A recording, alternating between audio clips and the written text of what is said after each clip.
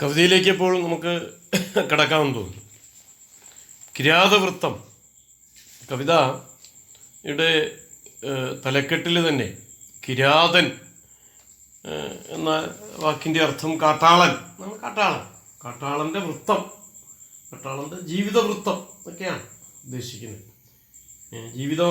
ജീവിതം പരിസരം, കാട്ടാളൻ്റെ ജീവിത പരിസരം എന്നൊക്കെയുള്ള അർത്ഥമാണ് അതിന് ഉള്ളതെന്ന് തോന്നുന്നു. കിരാതവൃത്തം.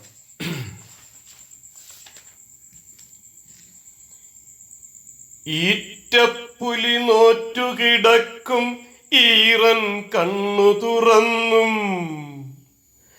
കരിമൂർഖൻ വാലിൽ കിളരും പുരികമ്പാതി വളച്ചും നീറായ വനത്തിൻ നടുവിൽ നിൽപ്പൂ കാട്ടാളൻ നെഞ്ചത്തൊരു പന്തം കുത്തി നിൽപ്പൂ കാട്ടാളൻ. നീറായ വനത്തിൻ നടുവിൽ നിൽപ്പൂ കാട്ടാളൻ നെഞ്ചത്തൊരു പന്തം കുത്തി നിൽപ്പൂ കാട്ടാളൻ. നോക്കുക, ആ ചൊല്ലൽ പാരമ്പര്യം നമ്മൾ നേരത്തെ പറഞ്ഞതാണ്. കടമ്മനിട്ടയുടെ ചൊല്ലൽ പാരമ്പര്യം, കവിയരങ്ങ്, ചൊൽക്കാഴ്ച, കവിത തന്നെ അഭിനയിച്ച് അവതരിപ്പിക്കുന്നതാണ് ചൊൽക്കാഴ്ച, കവിത ചൊല്ലുന്നതാണ് കവിയരങ്ങ്. ഇതൊക്കെ ഏറ്റവും സജീവമായി മാറിയത് കടമ്മനിട്ടയുടെ കാലത്താണ്. കടമ്മനിട്ടയാണ് അതിനെ ഏറ്റവും സജീവമായി ആ രംഗത്തെ മുന്നോട്ട് കൊണ്ടുപോയത്. ആ ചൊല്ലൽ പാരമ്പര്യത്തിൽ ഈ കിരാതവൃത്തം എന്നുള്ള കവിത, ആ കവിത ഒരുപാടിടങ്ങളിൽ ചൊല്ലിയിട്ടുള്ളതാണ്. രാത്രിയിൽ പന്തം കത്തിച്ചു പിടിച്ചുകൊണ്ട് കടമ്മനിട്ട അത് ചൊല്ലുമായിരുന്നു പലയിടങ്ങളിലും. ഈ കവിത തുടങ്ങുന്നത് നോക്കുക. ഈറ്റപ്പുലി നോറ്റുകിടക്കും ഈറൻ കണ്ണു തുറന്നും. അതായത് ഇവിടെ ഈ കവിതയുടെ ആരംഭത്തിൽ തന്നെ കാട്ടാളനെ അവതരിപ്പിക്കുകയാണ്. കരിമൂർഖൻ വാലിൽ കിളരും പുരികം പാതി വളച്ചും. ആരാണ്? നിറായ വനത്തിൻ നടുവിൽ നിൽപ്പൂ കാട്ടാളൻ. കാട്ടാളൻ നിൽക്കുന്നുണ്ട്. നെഞ്ചത്തൊരു പന്തം കുത്തി നിൽപ്പൂ കാട്ടാളൻ. കാട്ടാളന്റെ ജീവിത പരിസരമാണ് ഈ കവിത. കാട്ടാളനെ അവതരിപ്പിച്ചുകൊണ്ടാണ് കവിത ആരംഭിക്കുന്നത്. ഇപ്പൊ എങ്ങനെയാണ് കാട്ടാളനെ അവതരിപ്പിക്കുന്നത് നോക്കാം. ഈറ്റപ്പുലി നോറ്റുകിടക്കും ഈറൻ കണ്ണു തുറന്നും. കണ്ണു തുറന്നു പിടിച്ചിട്ടുണ്ട്. ആരായിരിക്കും? ആരാണ്? കാട്ടാളൻ. കാട്ടാളൻ കണ്ണ് തുറന്നു പിടിച്ചിരിക്കുന്നു. എങ്ങനെയുള്ള കണ്ണാണ്? പറയൂ. ഈറൻ കണ്ണ്. ഈറനണിഞ്ഞ കണ്ണ്. ഈറനണിയുക. കണ്ണ് ഈറനണിയുക എന്ന് പറഞ്ഞ എന്താണത്? ഒരു സന്തോഷം ഉണ്ടാകുമ്പോഴാ അല്ല, അത് ദുഃഖമാണ്. എന്തോ ഒരു ദുഃഖം ഉണ്ടായിട്ടുണ്ട്, അതുകൊണ്ടാണ്. പക്ഷേ നോക്കുക, ആ കണ്ണിനെ അവതരിപ്പിച്ചിരിക്കുന്നത് എങ്ങനെയാണെന്ന് നോക്കൂ. ഈറ്റപ്പുലി നോറ്റുകിടക്കും എന്നാണ്. ആ കണ്ണിനകത്ത് ഇപ്പൊ ആരുണ്ട്? കാട്ടാളന്റെ കണ്ണില് കണ്ണുനീരുണ്ട് എന്ന് നമുക്ക് മനസ്സിലായി. ദുഃഖം കാട്ടാളനുണ്ടെന്നും മനസ്സിലായി. പക്ഷെ അത് മാത്രമല്ല, അവിടെ ഒരാള് കിടപ്പുണ്ട്. കടുവയാണോ പുലിയാണോ? പുലിയാണ് കിടക്കുന്നത്. എങ്ങനെയുള്ള പുലി? ഈറ്റപ്പുലി. കാട്ടാളന്റെ കണ്ണിനകത്ത് ഈറ്റപ്പുലിയെ കാണാം.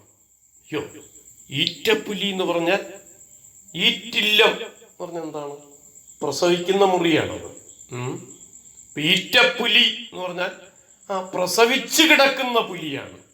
പ്രസവിച്ചു കിടക്കുന്ന പുലി. നോറ്റുകിടക്കും, സംരക്ഷിക്കും എന്നർത്ഥം. അതായത് പ്രസവിച്ചു കിടക്കുന്ന പുലി ആരെയാണ് സംരക്ഷിക്കുന്നത്? പറയൂ. പുലിയുടെ കുഞ്ഞുങ്ങളെ സംരക്ഷിച്ചു കിടക്കുന്നു. ആ പുലിയാണ് ആരുടെ കണ്ണിലുള്ളത്? കാട്ടാളന്റെ കണ്ണിലുള്ളത്. അപ്പൊ കാട്ടാളന്റെ കണ്ണില് കണ്ണുനീര് പ്ലസ് ഈറ്റപ്പുലി ആണ്. കാട്ടാളന്റെ കണ്ണിൽ കണ്ണുനീരുണ്ടെന്ന് പറഞ്ഞാൽ കാട്ടാളന് ദുഃഖമുണ്ട് എന്ന കാര്യത്തിൽ നമുക്ക് സംശയമില്ല. ദുഃഖമുണ്ട് കാട്ടാളന്. എന്തോ കാര്യത്തില് മഹാദുഃഖമുണ്ട് കാട്ടാളന്. ഒപ്പം തന്നെ കാട്ടാളന്റെ കണ്ണിൽ ഇപ്പൊ എന്തുണ്ടെന്നാ പറഞ്ഞത്? സമാധാനത്തിന്റെ വെള്ളരിപ്രാവാണോ? അല്ല, പിന്നെന്താ? ഈറ്റപ്പുലിയാണ്. അതായത് പ്രസവിച്ച് കിടക്കുന്ന പുലിയുണ്ട്. ആ പുലിയുടെ പ്രത്യേകത എന്താ? അത് ആക്രമിക്കുന്നതാണ്. എന്ത് ഭാവമായിരിക്കും പുലിയുടെ ഭാവം?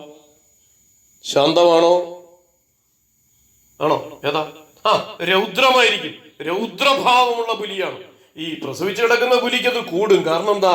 കുഞ്ഞുങ്ങളെ സംരക്ഷിക്കണം. അടുത്തോട്ട് ആര് ചെന്നാലും അത് ആക്രമിക്കും. കാരണം കുഞ്ഞുങ്ങളെ സംരക്ഷിക്കണം. പുലി എന്നല്ല, ആർക്കും അതുള്ളതാണ്. കുഞ്ഞുങ്ങളെ സംരക്ഷിക്കുക. പെൺപുലിയല്ലേ അല്ലേ?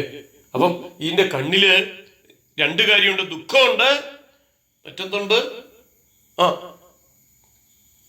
രൗദ്രത. രണ്ട് കാര്യങ്ങളാണ് അവിടെ.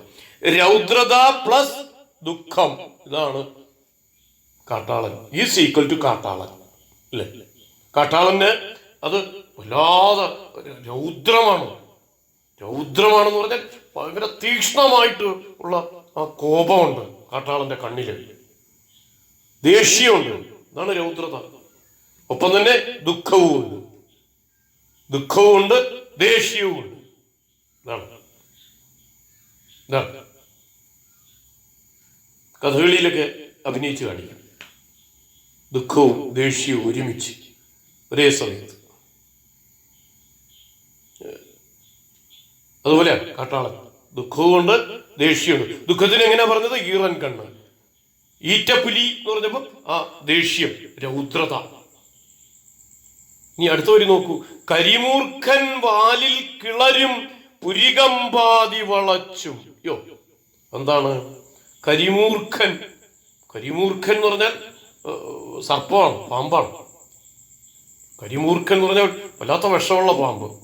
അത് ആ പാമ്പ് എവിടെ കിടക്കുന്ന നോക്കൂ. വാലിൽ കിളരും. കരിമൂർഖൻ വാലിൽ കിളർന്ന് നിൽക്കുന്ന, അല്ലാതെ ഈ പത്തി വിടർത്തി നിൽക്കുമ്പോഴാണ് വാലിൽ കിളരുന്നത്. പത്തി വിടർത്തി നിൽക്കുന്ന കരിമൂർഖനാണ്. ആ കരിമൂർഖൻ ഭയങ്കര വല്ലാതെ പ്രതികാരദാഹമാണത്. പ്രതികാരദാഹം. അത് പുരികമ്പാതി വളച്ചും. അപ്പൊ ഈ കണ്ണിനകത്ത് ഈറ്റപ്പുലിയാണെങ്കിൽ ഈ കണ്ണിലുള്ള പുരികണ്ടല്ലോ, ആ പുരികം ഇങ്ങനെ, ആ പുരികത്തിനകത്ത് എടുത്തു വെച്ചിരിക്കുന്നത് എന്താണ്? പുരികത്തിൽ എന്താ വെച്ചിരിക്കുന്നത്? കരിമൂർഖനെയാണ് വെച്ചിരിക്കുന്നത്. നോക്കൂ, കറുത്ത മൂർഖനെ, കരിമൂർഖനെ, അതായത് വിഷം കൂടുതലുള്ള മൂർഖനെയാണ്. അത് പത്തി വിടർത്ത് നിൽക്കുന്ന മൂർഖനാണ് ഈ പുരികത്തിലുള്ളത്. വല്ലാത്തൊരു ചിത്രം കാട്ടാളന്റെ പുരികത്തിൽ എന്ന് പറഞ്ഞാൽ അതിന്റെ അർത്ഥം എന്താണ്? പുരികത്തിൽ ഇങ്ങനെ മൂർഖനെ പിടിച്ചു വെച്ചു എന്നല്ല. നമ്മൾ അതിന്റെ അർത്ഥം എടുക്കുന്നത് എങ്ങനെയാണ്? എന്ത്? നേരത്തെ രൗദ്രതയും പറഞ്ഞു, ദുഃഖവും പറഞ്ഞു. ഇപ്പൊ എന്താ? ആ പ്രതികാരദാഹം. അതാണ് വിഷമേറുന്ന മൂർഖനാണ്. പത്തി വിടർത്തി നിൽക്കുന്നു. അതാണ് വാലിൽ കിളരും. പ്രതികരിക്കാൻ വേണ്ടി നിൽക്കുകയാണ്. അപ്പൊ ശരിക്കും ഈ കാട്ടാളൻ വല്ലാത്ത അവസ്ഥയിലാണ്. വല്ലാത്തൊരു ദുഃഖം അയാൾക്കൊണ്ട്. അതിനോട് അടങ്ങി ഒതുങ്ങി പോവുകയല്ല, പ്രതികരിക്കാൻ പോവുകയാണ്. അതാണ് പുരികത്ത് എന്തുണ്ടെന്ന് പറഞ്ഞത്? പുരികത്ത് കരിമൂർഖനുണ്ട്, കണ്ണിൽ ഈറ്റപ്പുലിയുണ്ട്. പ്രതികരിക്കാൻ പോവുക. ആ രൗദ്രതയും ദുഃഖവും പ്രതികാരദാഹവും. അടുത്ത വരിയില് ഇത് എന്തുകൊണ്ടാണ് ഇങ്ങനെയൊക്കെ വരാനുള്ള കാരണം ഒറ്റ വരിയിൽ പറയും. നീറായ വനത്തിൻ നടുവിൽ നിൽപ്പൂ കാട്ടാളൻ. കാട്ടാളൻ നിൽക്കുന്നത് വനത്തിന്റെ നടുവിലാണ്, കാടിന്റെ നടുവിലാണ്. കാട്ടാളൻ കാട്ടിലാണ് ആളുന്നവനാണ്, അല്ലെ? കാടിന്റെ മകനാണ് കാട്ടാളൻ. അയാളിപ്പോ നിൽക്കുന്ന എങ്ങനെയുള്ള കാട്ടിലാണ്? നിറയെ പൂക്കളുള്ള, നിറയെ മരങ്ങളുള്ള കാട്ടിലാണോ? അല്ല. പിന്നെ പറയൂ എന്ത്? നീറായ പറഞ്ഞ എന്താ? കത്തിക്കരിഞ്ഞു പോയ, അത് തന്നെ, ചുട്ടുചാമ്പലായ കത്തിക്കരിഞ്ഞു പോയ കാട്. അവിടെ ഒന്നും അവശേഷിക്കുന്നില്ല. അതിൻ്റെ നടുവിലാണ് കാട്ടാളൻ നിൽക്കുന്നത്.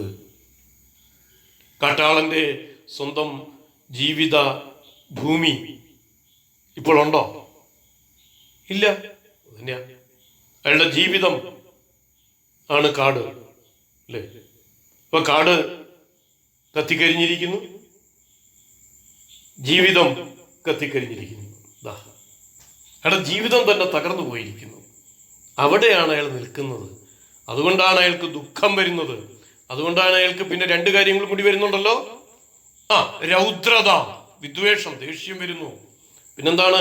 കരിമൂർഖൻ, പ്രതികാരദാഹം. പ്രതികാരദാഹം. അങ്ങനെയാ നിൽക്കുന്നത്. നിൽപ്പൂ കാട്ടാളൻ. അടുത്ത വരി നോക്കൂ. നെഞ്ചത്തൊരു പന്തം കുത്തി നിൽപ്പൂ കാട്ടാളൻ. അയാളുടെ നെഞ്ചത്ത് അയാള് ഒരു പന്തം കൊളുത്തി വെച്ചിട്ടുണ്ട്. അങ്ങനെയാണ് നിൽക്കുന്നത്. അതെന്താ അങ്ങനെ പറയാൻ കാരണം? നെഞ്ചത്തൊരു പന്തം, പന്തം ആളുന്ന പന്തം നെഞ്ചത്ത് കുത്തിവെച്ചിരിക്കുന്നു. ശരിക്കും പ്രതികരിക്കാൻ വേണ്ടിയാണ്. പന്തം പ്രതികരിക്കുന്ന പന്താണത്, അല്ലെ? രോഷത്തിന്റെ പന്തമാണ്. രോഷത്തിന്റെ, വിദ്വേഷത്തിന്റെ, ദേഷ്യത്തിന്റെ ഒരു പന്തം കൊളുത്തി വെച്ചിരിക്കുന്നു. കാരണം എല്ലാം തകർന്നു പോയിരിക്കുന്നു. ജീവിതം തന്നെ തകർന്നു പോയിരിക്കുന്നു. കാട് ഇല്ലാതായിരിക്കുന്നു. എന്താണ് അവിടെ നെഞ്ചത്ത് പന്തം അങ്ങനെ കൊണ്ടുവരാൻ കാരണം? അതിനൊരു കാരണമുണ്ട്. അത് നമ്മൾ മനസ്സിലാക്കിയിരിക്കേണ്ടതാണ്. നമ്മൾ നേരത്തെ പറഞ്ഞു, കടമ്മനിട്ട ഒരു കലാരൂപം കടമ്മനിട്ടയിലുണ്ട്. ഏതാണത്? പറയൂ. പടയണി. ഈ പടയണിയില് നമ്മൾ പറഞ്ഞു, ഒരു പടയണി കളം ഉണ്ടാക്കും. അവിടെ എന്താണ്? ലൈറ്റ്, എന്താണ്? ചൂട്ട് കത്തിച്ച് പിടിക്കും. എന്നിട്ട് പാട്ടും പിന്നെന്തൊക്കെയാണ്? കൊട്ടും ആട്ടവും തുള്ളലുണ്ട്. കോലം കെട്ടി തുള്ളും. ഓരോ കോലങ്ങൾ വല്ല അതിനകത്ത് എല്ലാ കോലവും തുള്ളിയതിന് ശേഷം അവസാനം വരുന്നൊരു കോലമുണ്ട്, ഭൈരവി പറയുന്ന കോലം. ഈ ഭൈരവി കോലം അതിൻ്റെ ലക്ഷ്യം എന്ന് പറയുന്നത് ഈ നമ്മുടെ സമൂഹത്തിലുള്ള എല്ലാ തകരാറുകളെയും ശുദ്ധമാക്കുക എന്നുള്ളതാണ്. എന്ത് പിഴകളുണ്ടെങ്കിലും എന്ത് പ്രശ്നങ്ങളുണ്ടെങ്കിലും അതിനെയൊക്കെ ശുദ്ധീകരിക്കുന്ന കോലമാണ് ഭൈരവി. എല്ലാത്തിനെയും ശുദ്ധീകരിക്കുക, പ്യൂരിഫൈ ചെയ്യുക.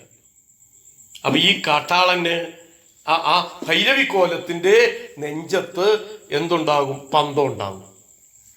ആ പന്തത്തെയാണ് കടമ്മനിട്ടയുടെ എടുത്ത് ഉപയോഗിച്ചിരിക്കുന്നത്, പ്രയോജനപ്പെടുത്തിയിരിക്കുന്നത്. ആ പന്തം എന്തിൻ്റെയാണ്? ഈ തകർന്ന ഭൂമിയെ, തകർന്ന സമൂഹത്തെ എന്ത് ചെയ്യാനുള്ള, ശുദ്ധീകരിക്കാനുള്ള പന്തമാണ് അത്. ഭൈരവിക്കോലം ശുദ്ധീകരണത്തിന്റെ കോലമാണ്. അപ്പൊ തകർന്ന സമൂഹത്തെ ശുദ്ധീകരിക്കാനാണ് ഭൈരവി വരുന്നത്. അതിനുള്ളതാണ് ഭൈരവിയുടെ നെഞ്ചത്ത് ഒരു പന്തം. ആ പന്തമാണ് ഇവിടെ കാട്ടാളന്റെ നെഞ്ചത്തേക്ക് ട്രാൻസ്ഫർ ചെയ്തിരിക്കുന്നത്, അല്ലെ? കാട്ടാളന്റെ നെഞ്ചത്തേക്ക് മാറ്റിപ്പാർപ്പിച്ചിരിക്കുകയാണ്. കാട്ടാളൻ എന്തുണ്ടാകുന്നു നമുക്ക് പറയാം? രോഷമുണ്ടാകും. ഭൈരവിക്കോലത്തിനുള്ളതുപോലെ. എന്തിനു വേണ്ടിയാണ്? എല്ലാം ഒന്ന് ശുദ്ധീകരിക്കണം എന്ന വിചാരം കാട്ടാളനുണ്ട്. പടയണിയിൽ നിന്ന് അത് എടുത്തിരിക്കുന്നുണ്ടല്ലേ. നെഞ്ചത്തൊരു പന്തം കുത്തി നിൽപ്പൂ കാട്ടാളൻ. ആ പടയണിയിൽ നിന്നാണ് അത് എടുത്തിരിക്കുന്നത്. പടയണിയിലെ ഭൈരവിക്കോലത്തിന്റെ നെഞ്ചത്താണ് പന്തമുള്ളത്. അത് ഭൈരവിക്കോലം എന്തിനു വരുന്ന കോലമാണ്? ശുദ്ധീകരിക്കാനുള്ള കോലമാണ് എല്ലാത്തിനെയും. കാട്ടാളന്റെയും ലക്ഷ്യം ഇപ്പൊ എന്താണ്? നമുക്ക് ഇച്ചിരി കഴിയുമ്പോൾ അറിയാം. എന്താണ് ലക്ഷ്യം? എല്ലാം ശുദ്ധീകരിക്കുക എന്നുള്ള. അത് ഇപ്പൊ തകർന്നു തരിപ്പണായി നിൽക്കുക. നേരത്തെ കണ്ടു. എങ്ങനെയുള്ള വനമാണെന്ന് പറഞ്ഞു? നീറായ വനമാണ്, തകർന്നു തരിപ്പണായി നിൽക്കുക. ഭൈരവിക്കോലത്തിന്റെ അകത്തുനിന്ന് പടയണിയുടെ സ്വാധീനം കടമ്മനിട്ടയില് ഉണ്ടോ? കടമ്മനിട്ടയുടെ കവിതയിൽ കയറി വരുന്നുണ്ടോ? ഉണ്ടോ? അത് ബോധ്യായല്ലോ. അങ്ങനെയാണെങ്കിൽ ഇവിടെ ഞാൻ വേറൊരു കാര്യം കൂടി പറയാം. നിങ്ങൾ ശ്രദ്ധിക്കേണ്ട ഒരു കാര്യം, ഇവിടെ സാധാരണ ഈ ചൊല്ലിയപ്പോൾ നിങ്ങൾ ശ്രദ്ധിച്ചു, ഇവിടെ ഒരു പ്രത്യേക താളത്തിലാണ് ചൊല്ലിയത്. ഇറ്റപ്പുലി നോറ്റുകിടക്കും ഈറൻ കണ്ണു തുറന്നും. ഈ താളവും പന്തം എവിടുന്നാ കിട്ടിയത്? പടയണിയില്ല, ഭൈരവിക്കോലത്തിൽ നിന്ന്. ഈ താളവും കിട്ടിയിരിക്കുന്നത് പടയണിയിൽ നിന്നാണ്. കാരണം ഈ പന്തം കിട്ടിയത് ഭൈരവിക്കോലം എന്തിനുള്ള കോലമാണ്? സമൂഹത്തെ എന്ത് ചെയ്യുന്നതാണ്? ശുദ്ധമാക്കാനുള്ള കോലമാണ്. കാട്ടാളനോ അത് തന്നെ ചെയ്യാൻ പോകുന്നത്. ഇവിടെ ഈ ശുദ്ധമാക്കാനുള്ള കോലം വേറെ ഉണ്ടിനി കോലങ്ങളാണ്. അതിലൊരു കോലത്തിന്റെ പേര് കുതിര, വേറൊരു കോലത്തിന്റെ പേര് സുന്ദരയക്ഷി. ഈ രണ്ട് കോലവും ഈ സമൂഹത്തെ രക്ഷിക്കാനും ശുദ്ധമാക്കാനും ആണ്. ഈ കോലങ്ങളും ലക്ഷ്യം അതാണ് ആത്യന്തികമായിട്ട്. അപ്പൊ ഈ രണ്ട് കോലങ്ങൾക്കകത്തു നിന്നാണ് ഈ താളം എടുത്തിരിക്കുന്നത്. അതുകൊണ്ടാ ഏതെങ്കിലും കോലത്തിൽ നിന്ന് എടുത്താൽ മതിയായിരുന്നു. പക്ഷെ ഈ സമൂഹത്തെ ശുദ്ധീകരിക്കുവാനാണല്ലോ ഈ കാട്ടാളനും വരുന്നത്. അതാണല്ലോ, ശുദ്ധീകരിക്കാൻ പോവുകയാണല്ലോ കാട്ടാളൻ. അതുകൊണ്ട് ശുദ്ധമാക്കുന്ന സ്ഥലത്ത് നിന്ന് എന്തും എടുക്കൂ. നോക്കൂ, പന്തം എടുത്തു, ഭൈരവിക്കോലം ശുദ്ധമാക്കുന്ന കോലാണ്. മറ്റു പലതിൽ നിന്നും സമൂഹത്തെ രക്ഷിക്കുകയും ശുദ്ധമാക്കുകയും ചെയ്യുന്ന രണ്ട് കോലങ്ങളാണ് സുന്ദരയക്ഷിക്കോലവും കുതിരക്കോലവും. ആ കോലങ്ങളുടെ താളം, ആ കോലങ്ങള് പാടുന്നത് താളം ഇങ്ങനെയാണ്. എന്നെ ആലിയരേ നീങ്കളറിന്തീതായോ തെയ്യുമത തെയ്യുമതത്ത തെയ്യുമതത്ത തെയ്. ഈ താളത്തില ഈറ്റപ്പുലി നോറ്റു കിടക്കും ഈറൻ കണ്ണു തുറന്നു തെയ്യുമത തെയ്യുമതത്ത തെയ്യുമതത്ത തെയ്. മർമ്മതാളം എന്ന താളമാണ്, കേരളീയമായ താളമാണ് മർമ്മതാളം. ഈ മർമ്മതാളത്തിലാണ് ഈ കവിത രചിച്ചിരിക്കുന്നത്. എവിടെ നോക്കിയാലും മർമ്മതാളം. നെഞ്ചത്തൊരു പന്തം കുത്തി നിൽപ്പൂ കാട്ടാളൻ തെയ്യുമത തെയ്യുമതത്ത തെയ്യുമതത്ത തെയ്. ഈ മർമ്മതാളം എന്തിനു പാടുന്നതാണ്? പടയണിയില് സുന്ദരയക്ഷിക്കോലത്തിനും കുതിരക്കോലത്തിനും പാടുന്നതാണ് മർമ്മതാളം. ഈ രണ്ട് കോലവും നേരത്തെ പറഞ്ഞ പോലെ ഭൈരവിക്കോലത്തെ പോലെ തന്നെ മറ്റു പലതീന്നും സമൂഹത്തെ രക്ഷിക്കാനെത്തുന്ന കോലമാണ്. നമ്മുടെ കാട്ടാളനും അങ്ങനെ രക്ഷിക്കാൻ വന്നിരിക്കുന്ന ഒരാളാണ്. അതുകൊണ്ടാണല്ലോ പ്രതികാരമൊക്കെ ചെയ്യണമെന്നുണ്ട്. ആദ്യമേ പറഞ്ഞു വെക്കുന്നുണ്ട്, പ്രതികാരദാഹമൊക്കെ ഉണ്ട് അല്ലേ. അപ്പം മർമ്മതാളത്തിലാണ് ഈ കവിത രചിച്ചിട്ടുള്ളത്. മർമ്മതാളം തനി കേരളീയമായ താളമാണ് മർമ്മതാളം. കേരളത്തിന്റെ തനിമയാർന്ന ഒരുപാട് താളങ്ങളുണ്ട്. ഇങ്ങനെ കുഞ്ചൻ നമ്പ്യാരൊക്കെ ഒരുപാട് ഉപയോഗിച്ചിട്ടുണ്ട് ഈ താളങ്ങൾ. കേരളത്തിന്റെ സ്വന്തം താളങ്ങൾ, വൃത്തവല്ലിത് കേരളത്തിന്റെ സ്വന്തം താളം, അത് മർമ്മതാളം ആണ് ഇവിടെ ഉപയോഗിച്ചിരിക്കുന്നത്. ഇനി വേറൊരു താളം പറയാം. ലക്ഷ്മി എന്നൊരു താളമുണ്ട്. ലക്ഷ്മി എന്നുള്ള താളം തിത്തൈ തിമൃതത്തൈ തിത്തൈ തിമൃതൈ തിതൈക്ക് തിമൃതത്തൈ മുക്കുറ്റി തിരുതാളി കാടും പടലും പറിച്ചു കെട്ടിത്ത. ലക്ഷ്മി താളമാണ്, ലക്ഷ്മി താളം. ഇനി ഗണപതി എന്നുള്ള താളമുണ്ട്. തൈകുതകുതിക്കുതക തിന്തം തിത്തി തിന്തണേകതന്തോം തക നിമിതൈ. വന്നില്ല ഇതുവരെ ഇവൾക്ക് ചേർന്നവരാരും കറുകുതകുതിക്കുതക തിന്തം. അപ്പൊ ലക്ഷ്മി, ഗണപതി, മർമ്മം ഇതൊക്കെ കേരളീയമായ താളങ്ങളാണ്. ഇത്തരം താളങ്ങളിൽ മർമ്മതാളാണ്, പടയണിയിൽ നിന്നെടുത്ത മർമ്മതാളമാണ് ഇവിടെ ഉപയോഗിച്ചിരിക്കുന്നത്. എന്തായാലും കാട്ടാളൻ നിറായ വനത്തിന്റെ നടുക്ക് നിൽപ്പൂ എന്നാ പറയുന്ന കേട്ടോ. ആ പ്രയോഗത്തിനൊക്കെ ഒരു ഭംഗിയുണ്ട്. നിൽപ്പൂ കാട്ടാളൻ. ആ നിൽപ്പൂ എന്നല്ല, നിൽപ്പൂ. ആ ഉകാരം ഇങ്ങനെ ദീർഘിക്കുന്നുണ്ടല്ലേ, ആളിക്കത്തുന്ന തീ പോലെ ഇരിക്കുന്നു അല്ലേ. ആളിക്കത്തുന്ന തീ പോലെ ആ പന്തത്തിലെ ആ തീ, ആ നിൽപ്പൂ എന്നുള്ള പ്രയോഗത്തിനകത്തുണ്ട്. ശ്രദ്ധിക്കുന്നത്, ആളിക്കത്തുന്ന തീ ആ പ്രയോഗത്തിനകത്ത് കിടക്കുന്നത് നിൽപ്പൂ എന്ന് പറയുമ്പോൾ. അപ്പൊ രോഷത്തിന്റെ പന്തമാണത്. കാട്ടാളൻ ദുഃഖവുമുണ്ട്, പ്രതികാരവുമുണ്ട്, രോഷവുമുണ്ട്. ഇനി നോക്കാം. ആകാശത്തച്ഛൻ ചത്തു കിടപ്പതു കണ്ടു നടുങ്ങി. ഓ, കാട്ടാളന് നടുക്കമുണ്ടായി. എന്താണ്? കാട് ഇല്ലാതായി നേരത്തെ പറഞ്ഞു. ആകാശത്തച്ഛൻ ചത്തു കിടക്കുന്നു.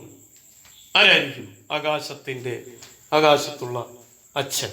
കാട്ടാളൻ തന്റെ അച്ഛനായി കാണുന്ന ആരെയായിരിക്കും? ആ സൂര്യൻ തന്നെ. എല്ലാ ജീവന്റെയും അടിസ്ഥാനം സൂര്യനല്ലേ. സൂര്യൻ മരിച്ചു, സൂര്യൻ ഇല്ലാതായി. എല്ലാം ഇല്ലാതാവുന്നു. കാടില്ലാതായി, സൂര്യൻ ഇല്ലാതായിരിക്കുന്നു. ചുമ്മാതല്ല, കാട്ടാളൻ ഇത്ര അല്ലെ ജീവന്റെ അടിസ്ഥാനം ഇല്ലാതായിരിക്കുന്നേ. ഇതെങ്ങനെ ഇല്ലാതായത്? നമ്മുടെ കയ്യിലിരിപ്പ് കൊണ്ട് അല്ലേ? നമ്മുടെ കയ്യിലിരിപ്പ് കൊണ്ടാണ്, മനുഷ്യന്റെ കയ്യിലിരിപ്പ് കൊണ്ടാണ് കാടില്ലാതാവുന്നത്. കാടില്ലാതായാൽ ജീവൻ ഇല്ലാതാവും, സൂര്യൻ ഇല്ലാതാവും. അതാ അവതരിപ്പിച്ചത്. അടുത്ത നോക്കിയേ. മലയോരെ തമ്മയിരുന്നു ദഹിപ്പതു കണ്ടു കലങ്ങി. മലയോരത്ത് അമ്മ മലയോരമാണമ്മ. മലയും കാടും, അതാണ് മലയോരം. മലയും കാടും അതൊക്കെ ദഹിച്ചിരിക്കുന്നു, അതൊക്കെ ചുട്ടു ചാമ്പലായിരിക്കുന്നു. മലയും കാടുമെല്ലാം ഇല്ലാതായിരിക്കുന്നു. ശ്മശാനം പോലെയുണ്ട് ഇവിടമെല്ലാം. എല്ലാം ഇല്ലാതായി. സൂര്യൻ മരിച്ചു, മല മരിച്ചു, കാടു മരിച്ചു. മുലപാതി മുറിഞ്ഞവൾ ആറ്റിൻ കരയിൽ കനലായി വിളിച്ചു. അതായത് മുലപാതി, ഈ ഭൂമിയുടെ മുലകളായിട്ടാണ് മലകളെ കാണുന്നത്. അതാ മുലപാതി. ഈ മലയൊക്കെ പാതി മുറിഞ്ഞു, മലയൊക്കെ ഇടിച്ചു തകർത്തു നമ്മൾ അല്ലേ? അത് അങ്ങനെയുള്ള മലയൊക്കെ പോയിട്ട് പ്രകൃതി തന്നെയാണ്. ആ പ്രകൃതി എന്ത് ചെയ്തു? ആറ്റിൻകരയിൽ പോയിട്ട് എന്തായി വിളിച്ചു? കനലായി വിളിച്ചു, തീ പോലെ ആളിക്കത്തി വിളിച്ചു. പ്രകൃതിയുടെ കരച്ചിലാണ്. പ്രകൃതി വല്ലാണ്ട് കരഞ്ഞു. കാരണം പ്രകൃതിയെ വേദനിപ്പിച്ചു. പ്രകൃതിയെ വേദനിപ്പിക്കാന്ന് പറഞ്ഞാൽ എന്താ? ഇത്രയേ ഉള്ളൂ. താഴത്തെ മണ്ണെടുത്തു, മുകളിൽ നിന്ന മരം വെട്ടി, എല്ലാം വെട്ടി മാറ്റി. അപ്പോഴേക്ക് ആർക്ക് വേദന ഉണ്ടായി? പ്രകൃതിക്ക് വേദന ഉണ്ടായി. അപ്പം മുലപാതി മുറിഞ്ഞവൾ എന്ന് പറയുന്നത് പ്രകൃതി തന്നെയാണ്. മുറിവുണ്ടായ പ്രകൃതി അതെന്ത് ചെയ്തു? ആറ്റിന്റെ കരയിൽ പോയി നിന്ന് രൂക്ഷമായിട്ട് വിളിച്ചു, രൂക്ഷമായി കരഞ്ഞു, കനലായി വിളിച്ചു, വല്ലാണ്ട് കരഞ്ഞു. ആ കനലിൻ വിളി ചാട്ടുളിയായി കരയിൽ ചെന്നഞ്ഞു തറച്ചു. ആ പ്രകൃതിയുടെ ആ കരച്ചിലുണ്ടല്ലോ, അത് ചാട്ടുളിയായിട്ട്, ചാട്ടുളി എന്ന് പറഞ്ഞാൽ എറിഞ്ഞു കൊള്ളിക്കുന്ന ഉള്ളിയാണ്, എറിഞ്ഞു കൊള്ളിക്കുന്ന ഉള്ളി. അങ്ങനെ വന്ന് എറിഞ്ഞുകൊണ്ട് എവിടെ? ഈ കരയിൽ, ഈ മണ്ണിൽ വന്ന് ആ പ്രകൃതിയുടെ നിലവിളി വന്ന് ആഞ്ഞു തറയ്ക്കുകയാണ്. ആ സമയത്ത് എന്താ പറ്റിയത്? പ്രകൃതിയുടെ നിലവിളി അത് കേട്ടു നിൽക്കാൻ ആർക്ക് കഴിഞ്ഞില്ല? കാട്ടാളന് കഴിഞ്ഞില്ല. എന്താണ് പ്രകൃതി ഇങ്ങനെ നിലവിളിക്കാനുള്ള കാരണം? എന്താണ്? അതിന്റെ നിലവിളി വന്ന് ഇങ്ങനെ ഉള്ളി വന്ന് തറയ്ക്കുന്നത് പോലെ മണ്ണിലൊന്ന് തറയ്ക്കുകയാണ് പ്രകൃതിയുടെ നിലവിളി. എല്ലാം മണ്ണ് മുഴുവൻ, ഭൂമി മുഴുവൻ പ്രകൃതിയുടെ നിലവിളി. ഭൂമിയിൽ കാതോർത്താൽ പ്രകൃതിയുടെ നിലവിളി കേൾക്കാം. ഈ പ്രകൃതിയുടെ നിലവിളി കേട്ടപാടെ എന്തായി? കാട്ടാളൻ നേരത്തെ പറഞ്ഞല്ലോ, രൗദ്രതയുണ്ട്, ദുഃഖമുണ്ട്, പ്രതികാരദാഹമുണ്ട്. കാട്ടാളൻ എന്ത് ചെയ്തു?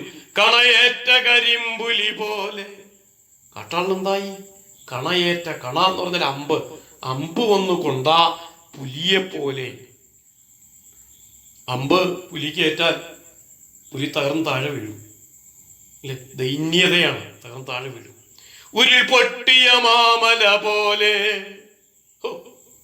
ഉരുൾപൊട്ടിയ മാമല പോലെ. ഇതൊരു പതനമാണ്, ഒരു മല ഇടിഞ്ഞ് തകർന്ന് താഴെ വീഴുക അല്ലേ? അങ്ങനെ ആയിപ്പോയി എന്നാ കാട്ടാളൻ കരിമ്പുലിയെ പോലെ ആയിപ്പോയി, മലയെ പോലെ ആയിപ്പോയി എന്ന് പറഞ്ഞാൽ ഒന്ന് ദൈന്യതയും മറ്റൊന്ന് പതനവും. തകർന്നുപോയി. അങ്ങനെയുള്ള തകർന്ന കാട്ടാളൻ എന്ത് ചെയ്തു? ഉലകാകെ ഉലയ്ക്കും മട്ടിൽ അലറി കാട്ടാളൻ. ഉലക് എന്താണ് ഉലക്? ഭൂമി മുഴുവൻ ഉലയ്ക്കുന്ന പോലെ, ഭൂമിയെ മുഴുവൻ ഉലയ്ക്കുന്ന മട്ടിൽ, ഭൂമിയെ മുഴുവൻ കയറി പിടിക്കുന്ന രീതിയിൽ കാട്ടാളൻ അലറി. വല്ലാത്ത ശബ്ദം കാട്ടാളന്റെ. കാട്ടാളൻ ഈ അലറുക എന്ന് പറഞ്ഞ എന്താണത്? എന്താണത്? കാട്ടാളന്റെ ആ വിദ്വേഷമാണ്, പ്രതികരണമാണ്, പ്രകൃതിയുടെ നിലവിളിയോട്. അടുത്ത വരി നോക്കൂ. അലകടലിൻ വേരു പറിക്കാൻ കുതറി കാട്ടാളൻ. കാട്ടാളൻ ഈ അലകടൽ എന്ന് പറഞ്ഞാൽ എന്ത് കടലാണ്? വെറുതെ കിടക്കുന്ന കടല? ശാന്തമായ കടല? അല്ല അല്ല അല്ല അല്ല. ആ കടലല്ലേ, പ്രക്ഷുബ്ധമായ കടലിന്റെ അതിന്റെ വേര് പറിച്ചെടുക്കാനായിട്ട് കാട്ടാളൻ ചെന്നു എന്ന് പറഞ്ഞാൽ അതിന്റെ അർത്ഥം എന്താ? കാട്ടാളന് കടലിന്റെ വേര് പറിച്ചെടുക്കണമെങ്കിൽ ചെറിയ കരുത്ത് മതിയോ? ഒരാൾക്ക് കിട്ടാവുന്നതിന്റെ മാക്സിമം കരുത്ത് വേണം അല്ലേ? വല്ലാത്ത കരുത്ത് കാട്ടാളനുണ്ടായി. അത് വല്ലാതെ അത് ഒച്ച വെച്ചു. അതിനു മുമ്പ് ലോകത്തെ മുഴുവൻ ഏറ്റവും വലിയ ശബ്ദം, അത് ഗംഭീരമായി പ്രതികരിക്കാൻ ഉള്ളൊരു മനസ്സ് കാട്ടാളൻ ഉണ്ടായി എന്നുള്ളതാണ്. അതായത് കാട് കത്തിക്കരിഞ്ഞിരിക്കുന്നു, പ്രകൃതി നിലവിളിക്കുന്നു അല്ലെ. അലകടലിൻ വേര് പറിക്കാൻ കുതറി കാട്ടാളൻ. ഇതൊരു പ്രയോഗാത്. പ്രക്ഷുബ്ധമായ കടല് നോക്കൂ നിങ്ങൾ. ആ കടലിന്റെ വേര് പറിക്കാനായിട്ട് ചാടി കടലിലേക്ക് ചെല്ലുന്ന കാട്ടാളൻ അല്ലേ. ഇത് ശരിക്കും ഇതിന് നമ്മൾ പറയുക, കവിതയിൽ പറയുക ബിംബം എന്നാ പറയുക. എന്താ പറയാ? ബിംബം എന്നാ പറയുക. അപ്പം ഈ ബിംബങ്ങളുടെ ഒരു പ്രത്യേകത, അത് വാക്കുകൾ കൊണ്ട് ചിത്രമുണ്ടാക്കുന്നതാണ് ബിംബം. വാക്കുകൾ കൊണ്ട് എന്തുണ്ടാക്കണം? ചിത്രമുണ്ടാക്കുന്നതാണ് ബിംബം. ഏതെങ്കിലും ഇന്ദ്രിയവുമായി ചേർന്നാണ് അത് ചെയ്യുന്നത്. ഇവിടെ വാക്കുകൾ കൊണ്ട് ചിത്രം ഉണ്ടാക്കുന്നുണ്ടോ? ബിംബം, കാവ്യബിംബം എന്ന് പറയും കവിതയില് ഉണ്ട്. കാരണം കടലിന്റെ വേര് പറിക്കാൻ കുതറി നിൽക്കുന്ന കാട്ടാളൻ നമ്മുടെ മുന്നിൽ ഒരു ചിത്രം കൊണ്ടുവരുന്നുണ്ട്. കടലിന്റെ വേര്, അത് ഏത് ഇന്ദ്രിയവുമായി ബന്ധപ്പെട്ടാണ്? ഗന്ധമാണോ? അല്ല, വേറെ കണ്ണാണ്. നമ്മൾ കാണുകയാണ്. അപ്പൊ അത് ദൃശ്യബിംബം എന്നാ പറയാം. ഈ കവിത നിറയെ ദൃശ്യബിംബങ്ങളാണ്. അപ്പം ഏതെങ്കിലും ഇന്ദ്രിയത്തെ ലക്ഷ്യമാക്കിക്കൊണ്ടാണ് വാക്കുകൾ കൊണ്ട് ചിത്രം ഉണ്ടാക്കണം. അപ്പോഴാണ് എന്തുണ്ടാകുക? ബിംബം ഉണ്ടാവുക. സിമ്പിളായിട്ട് പറയാം. ഇപ്പൊ ഓർമ്മ ഒരു ബിംബമായിട്ട് എടുത്താല്, ചിറകുള്ള ഓർമ്മകൾ അത് ദൃശ്യബിംബമാണ്, കാണുന്ന ബിംബമാണ്. ഇനി സൗരഭ്യമുള്ള ഓർമ്മകൾ അത് ഏത് ഇന്ദ്രിയമായിട്ട് ചേർന്നായിരിക്കും? മൂക്കുമായിട്ട് ഗന്ധബിംബമാണ്. സംഗീതാത്മകമായ ഓർമ്മകൾ ചെവിയുമായിട്ട് ശ്രവ്യബിംബമാണ്. പൊള്ളുന്ന ഓർമ്മകൾ തൊലിയുമായിട്ട് സ്പർശബിംബം. മധുരിക്കുന്ന ഓർമ്മകൾ നാവ് അല്ലെ, രസനാബിംബം. അപ്പൊ ദൃശ്യബിംബം, ഗന്ധബിംബം, ശ്രവ്യബിംബം, സ്പർശബിംബം, രസനാബിംബം. ഇങ്ങനെ പലതരത്തിൽ ബിംബങ്ങളുണ്ട്, കാവ്യബിംബങ്ങൾ. കടമ്മനിട്ട കവിതയിൽ കൂടുതലും ഈ എന്ത് ബിംബങ്ങളായിരിക്കും? ദൃശ്യബിംബങ്ങളായിരിക്കും. കാരണം ഒരു ദൃശ്യകലയുടെ അടിസ്ഥാനം ഇതിനുണ്ട്. ഏതാ കലയുടെ പേര്? എന്താണ്? പടയണി കലയുടെ അടിസ്ഥാനം. എന്തായാലും ആട്ടെ, ഈ നോക്കൂ, പ്രകൃതിയുടെ നിലവിളി കേട്ടിട്ട് കാട്ടാളൻ വല്ലാണ്ട് പ്രതികരിക്കുന്ന അവസ്ഥയിലേക്ക് കാട്ടാളൻ വരികയാണ്. നോക്കൂ, കണയേറ്റ കരിമ്പുലി പോലെ ആയിപ്പോയി കാട്ടാളൻ എന്ന് പറയുന്നത് അല്ലേ. ഉരുൾപൊട്ടിയ മാമല പോലെ ആയിപ്പോയി കാട്ടാളൻ എന്ന് പറയുന്നു. ഒരു നിമിഷം തേങ്ങിക്കരയും.